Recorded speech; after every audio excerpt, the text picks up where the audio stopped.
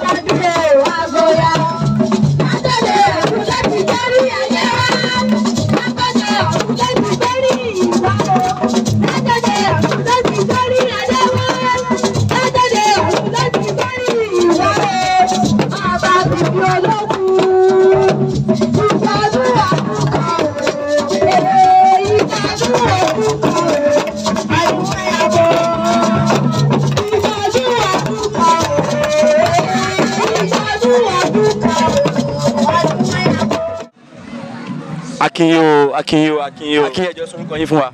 Èmi ni Bíọ́dún Fábẹ́kú Ọlámilékan ọba ìlérè àgbáyé of Ife.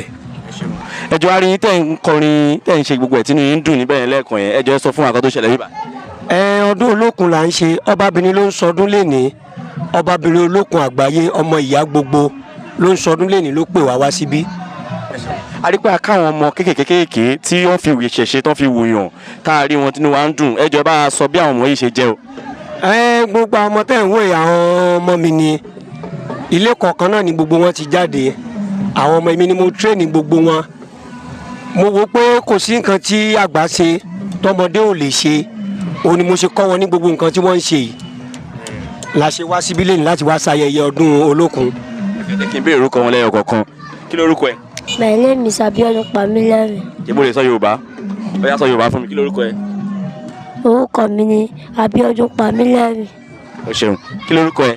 Orúkọ mi ni Òpèrè Aishat. O ṣeun. Kí lorúkọ ẹ? Abiodun Damilare. Damilare, ṣé o lè sọ Yorùbá? Damilare. Abiodun Damilare orúkọ ẹ.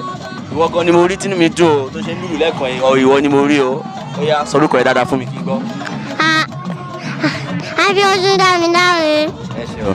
Kí lorúkọ ẹ? Ìtòyè Kórèdé. Ìtòyè Kórèdé. Kí lorúkọ ẹ?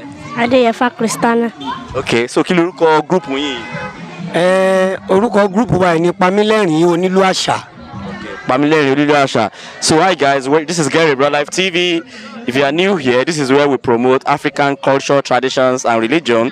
So I saw these beautiful children. I saw them singing, dancing right there. You know, this is a celebration of Olokun Festival, as you can see at the background. So I am here to show them love. I want you guys to show them love as well. As you can see them, you know, you just heard their song and their performance. Please, I want you guys to show them love. Right now, I'll be giving this phone to their father, to their leader, to talk to you. So if there is any way you want to assist them, I want you guys to show love to them. This is our treasure. Ilé ni adùn àṣà wa ní Ìṣẹ̀ṣe ní ilẹ̀ Yorùbá. Mo fẹ́ kí ẹ pa wọ́n lẹ́rìn. Bẹ́ẹ̀ ṣe gbórúkọ wọn yẹn náà mo fẹ́ kí ẹ fi pa wọ́n lẹ́rìn. So mo máa gbé fún bàbá wọn sìn. Orúkọ wọn ni. Orúkọ mi ni Fábẹ́kú Abíọ́dún Ọlámilékan ọba ìlérè àgbáyé of Ife. Kí ni gangan tí ẹ ń ṣe tí ẹ fẹ́ káwọn èèyàn fi mọ̀ yín mọ́? Oníṣẹ̀ṣe ni mí, torí ìdí ìṣẹ̀ṣe ni wọ́n bí mi sí. Òun náà ló wà nínú orúkọ mi yẹn, Fábẹ́kú Abíọ́dún Ọlámilékan. Ẹjọ́ tó máa fẹ́ kàn sí pàápàá jùlọ ọmọ kékeré yìí, ọmọ yìí tó máa fẹ́ kàn sí láti ṣèrànlọ́wọ́ fún ọmọ yìí láti gbé àṣà Ìṣẹ̀ṣe ga, ẹ sọ bí wọ́n ṣe lè kàn sí. Bí wọ́n ṣe lè kàn sí wa, Ile Ife la wà. Nọ́mbà mi leléyìí 0066 06 0277. 08066 06 0277. Ẹjọ́ mo fẹ́ kẹ́ tún ràn wọ́n lọ́wọ́ tó bá yẹ pé ó ní nǹkan tẹ́ fẹ́ fi ṣọwọ́ sí wọn ní gbogbo ibi tẹ́ bá wà káàkiri àgbáláyé. Ẹjọ́ mo fẹ́ kọ́ fún yín ní account number wọn sìn. Ẹjọ́ tó bá ní ìdíwé tẹ́ ṣe lè assist wọn. Ẹjọ́ fún wa ní account number yẹn àti bank. Account number mi ni 017474 0763 GTB Bank.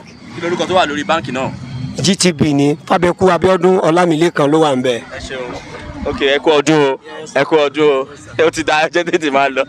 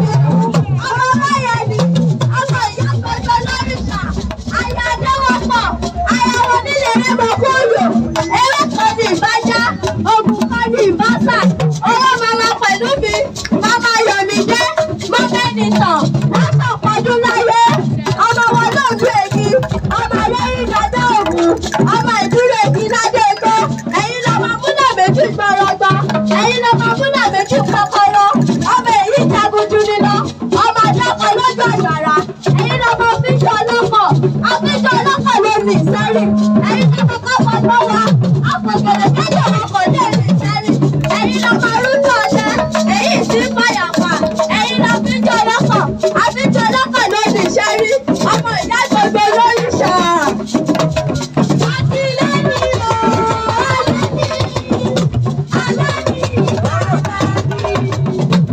Alẹ́ ni,